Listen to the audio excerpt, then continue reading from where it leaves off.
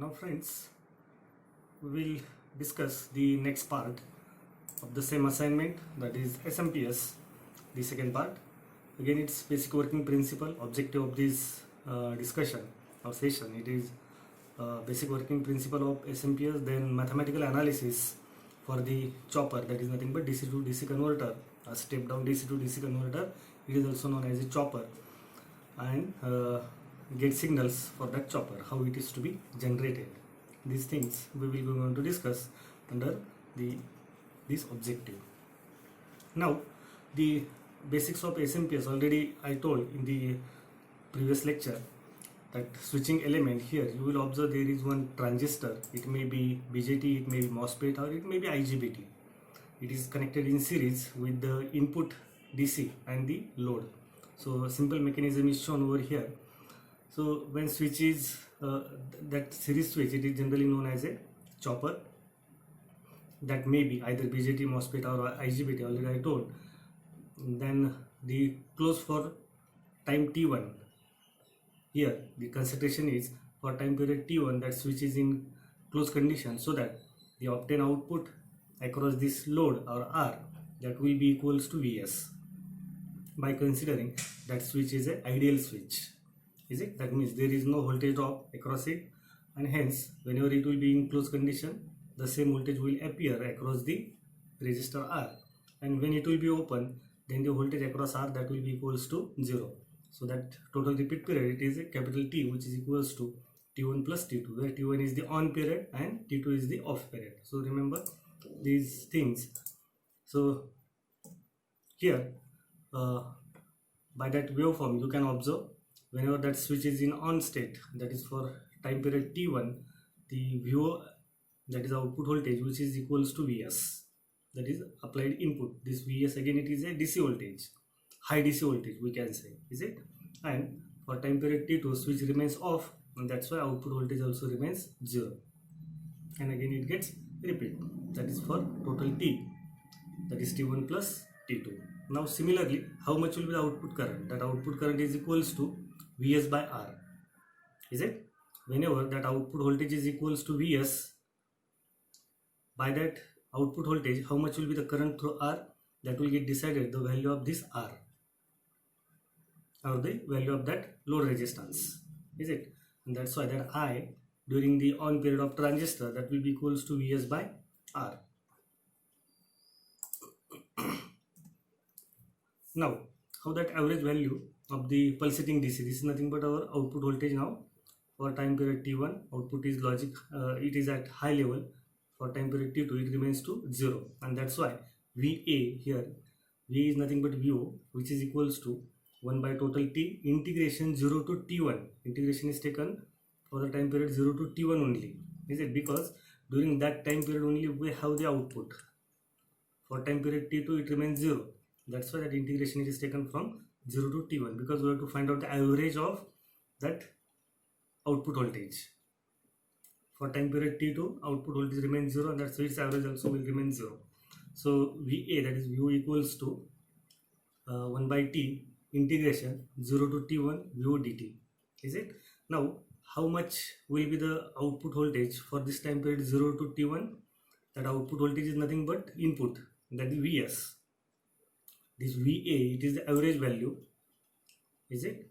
And what is mean by VO? This is nothing but the voltage available for the time period 0 to T1. That during that time period our transistor remains in on state, and that's why that VO is nothing but input voltage, that is Vs. And whenever you will solve it, you will get that average output voltage VA equals to T1 by capital T into Vs.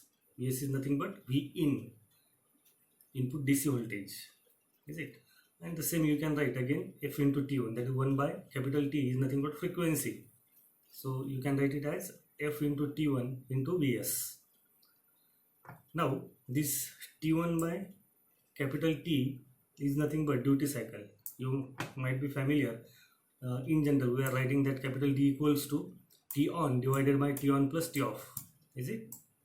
We are writing that duty cycle like this: T on divided by T on plus T off, that is total T, is it?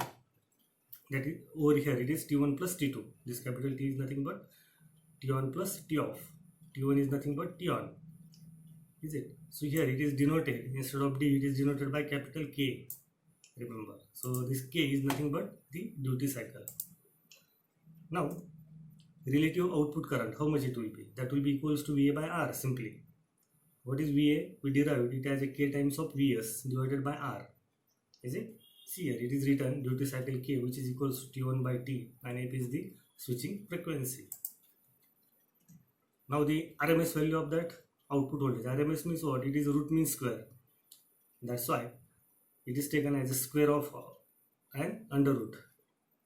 Again integration same, 0 to K times T, so that you will get the RMS output voltage as VO equals to under root of K into Vs. Remember the difference between that average DC voltage and its RMS value. Average DC voltage was K times Vs, and here RMS output voltage is under root of K times Vs. So remember this difference between RMS and average. Now how that switch will be turned on or will keep in off state? It's very simple. You will observe one signal, time varying signal. It is compared with somewhat reference signal.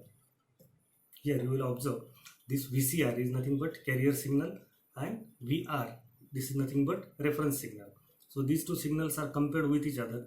This VCR, it will remain constant, while this VR, it will be time varying.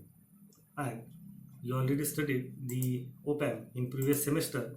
Whenever you will be going to use op-amp as a comparator, just apply one signal to one of the terminal and another signal to the another, that is inverting and non-inverting. Now the terminals we have to select which signal should be connected to inverting terminal and which one should be to the non-inverting. See, according to our need, whenever you will observe over here, whenever that VCR is greater than VR, whenever time varying signal is less than VCR, that is carrier signal which is a constant, the output voltage remains high, is it? So here you have to apply this logic while selecting the terminals. So how you will apply it now? Where should be, first of all, this time varying signal? This time varying signal, whenever it is less than VCR, output is high, is it? This one, that output is high. So this time varying signal, it should be connected to the negative terminal. This one should be negative terminal, is it? Whenever it will be somewhat less than this VCR, VCR is connected over here, is it? So when it will be more positive as compared to VR, the output will be plus VSAT, is it? Or we can say logic high. And whenever this VR, it will be greater than VCR, as it is a time varying signal. After this, here we can say crossing point, that VR, it will be more positive as compared to VCR, and then the output should be logic 0. You will observe it over here. See, for this time period the output remains 0, that is the T off. So what you will do, actually by considering this much part of that op-amp, the output will be minus VSAT over here for time period T2, is it?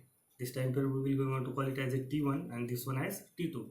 So for time period T2, output of that op-amp, it will be minus VSAT. So just simply connect one series diode over here, so that it will be going to block that negative saturation voltage coming towards the output side, and here you can obtain the VO, is it? So that during time period T2 now, as VR is greater than VCR, which is connected to negative terminal, that VR, that means it will be more positive, and hence the output will be minus VSAT. But as the diode is connected in series, it will not going on to pass that negative supply towards the output, and that's why output will remain 0. So this is the simple logic, again how to generate that switching signal or gate signals to the switching element, that is transistors. So in summary, now you might have understood about the basic working principle of that DC to DC chopper, and then its mathematical analysis and how the gate signals are to be generated for this chopper circuit or SMPS, or for the working of this SMPS. So thank you again.